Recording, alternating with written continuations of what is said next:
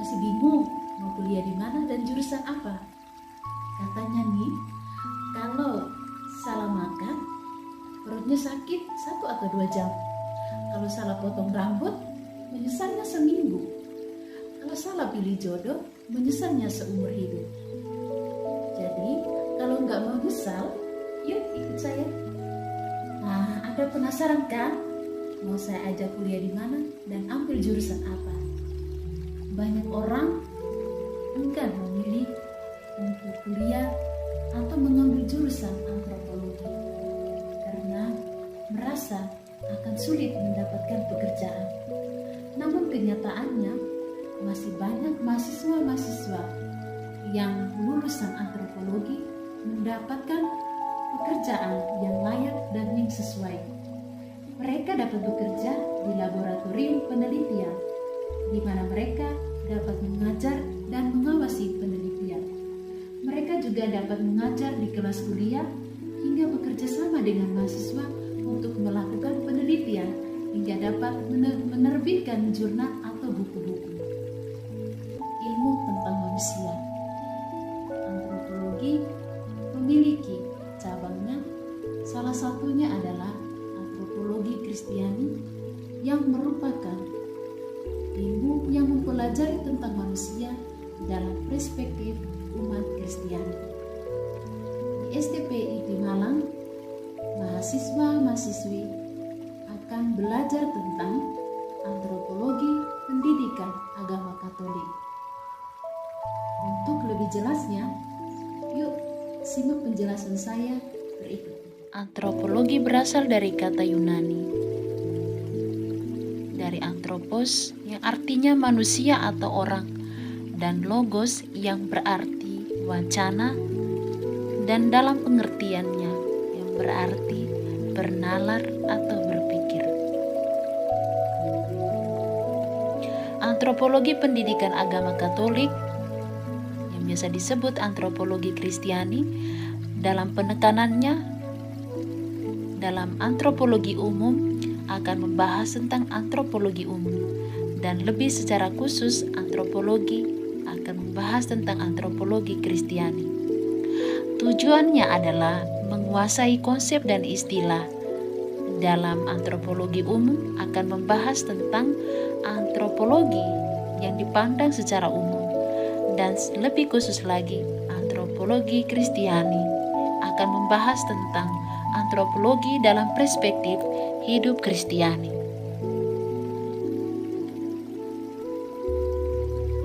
Secara umum, ilmu antropologi mempelajari tentang pola pikir manusia, memahami kedudukan, wawasan yang luas, dan memahami permasalahan yang sedang terjadi. Jadi melalui ilmu antropologi, manusia makin mengenal pola pikir hidup manusia sendiri yang memahami kedudukan dan semakin memiliki wawasan yang luas dan tanggap terhadap masalah yang sedang terjadi, baik dalam lingkup yang kecil maupun dalam lingkup yang besar. Dalam hal ini termasuk negara. Antropologi pendidikan agama Katolik atau antropologi Kristiani akan membahas tentang diri yang Kristiani, potensi diri manusia, dan manusia yang beriman. Antropologi pendidikan agama Katolik bersumber dari magisterium gereja, kitab suci, dan tradisi. Hal yang lain yang juga menjadi sumber adalah dari refleksi dan penulisan-penulisan dari buku-buku. Kita lihat macam-macam antropologi. Antropologi dibagi menjadi 2, yakni antropologi biologi dan antropologi budaya. Antropologi merupakan lumbung subur dan gemuk untuk mengenal manusia, dan dalam gereja Katolik menjadi hal yang paling penting untuk melihat bagaimana manusia yang dikenal dalam perspektif seorang Katolik.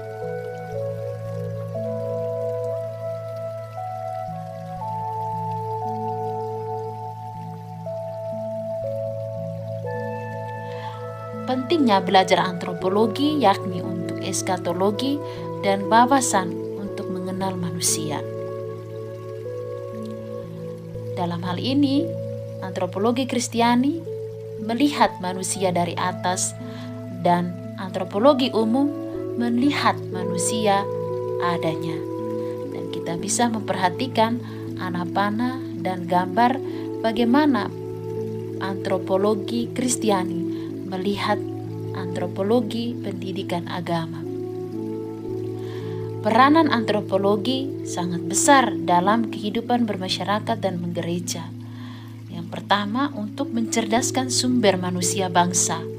Manusia harus menjadi sumber dari sebuah negara, di mana manusia menjadi titik tolak dari perkembangan kecerdasan suatu bangsa dan negara. Dia menurut filsuf. Yang pertama dari filsuf barat memandang manusia dari cara berpikir atau rasio, dan dari filsuf timur memandang manusia dari segi fungsi. Yang berikut dari cara sains melihat bahwa manusia berasal dari proses biologis.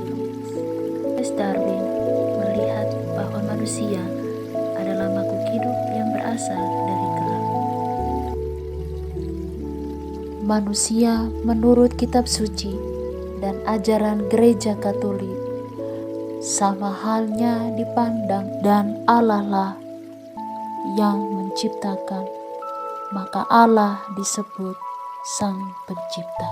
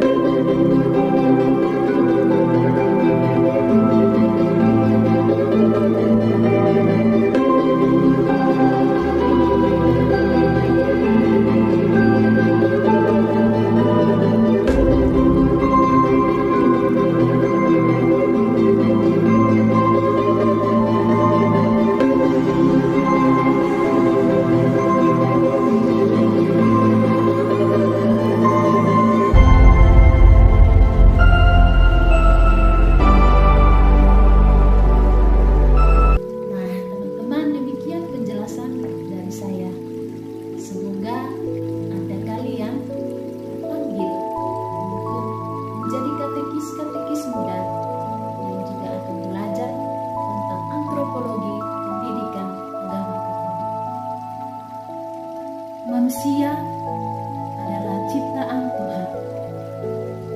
Mencintai manusia berarti mencintai ciptaan. Kita dipanggil untuk memanusiakan manusia. Kemanusiaan itu indah, bahkan di saat-saat tergelap sekalipun. Kemanusiaan adalah tentang membangun satu sama lain untuk kebaikan. Namun mereka yang paling banyak mengajarkan tentang kemanusiaan tidak selalu manusia. Materi dan penjelasan saya ini diambil dari